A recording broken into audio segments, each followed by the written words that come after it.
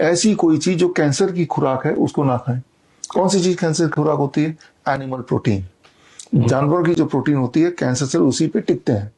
तो हमने जानवरों से प्रोटीन लेना है। नॉनवेज जो लोग नहीं खाते वो तो वैसे भी नहीं खा रहे। डेयरी प्रोडक्ट नहीं लेना है क्योंकि वो भी एनिमल प्रोटीन ही है। राइट, ये हो गया दूसरी बात। ऐसी चीजों को खाना है जो कैंसरस डेवलपमेंट को रोकते हैं, जेनेसिस प्रोसेस को रोकते हैं। वो दुनिया में दो चीजें हैं जी, फ्रूट्स एंड रॉ वेजिटेबल्स, कच्ची सब्जी एंड फ्रूट्स।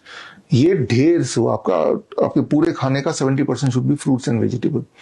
तो जो चीजें कैंसर को रोकती हैं वो आपने खाया, जो चीज कैंसर प्रोड्यूस करती है उसको आपने डिस्कार्ड कर दिया और ऑटोफेजी कर दिया। राइट, यानी कि डोंट ईट आफ्टर 6 PM।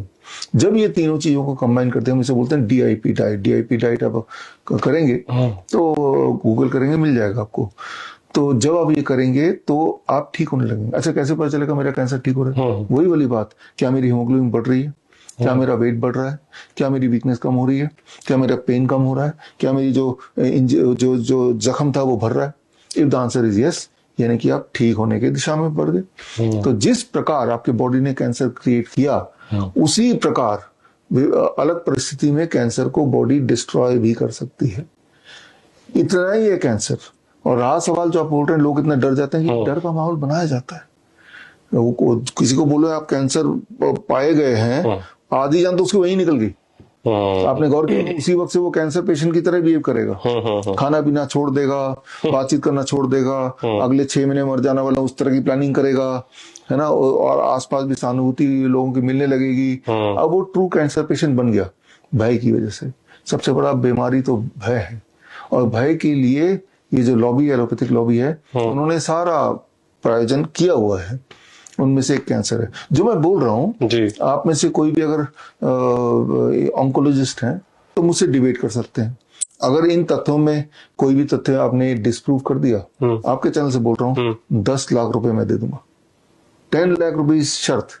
पहली शर्त तो एक ही, कोई आएगा ही नहीं। आएगा ही नहीं। राइट, हाँ, आएगा ही नहीं।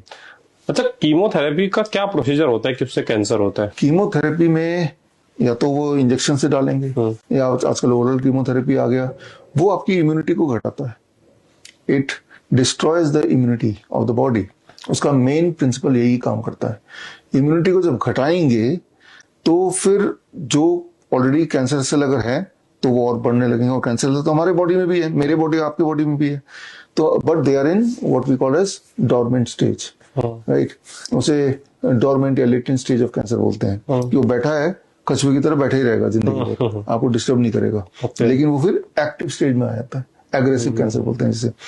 तो chemotherapy changes the dormant cancer cell into aggressive cancer cell by decreasing the body's immunity. आपने देखा होगा बाल उड़ गए, है ना, तो लोगों के, तो बेसिकली इम्यूनिटी को कम कर रहे हैं ये बता के कि आपके कैंसर को मार रहे हैं। कैंसर को नहीं मार रहे हैं, आपको मार रहे हैं।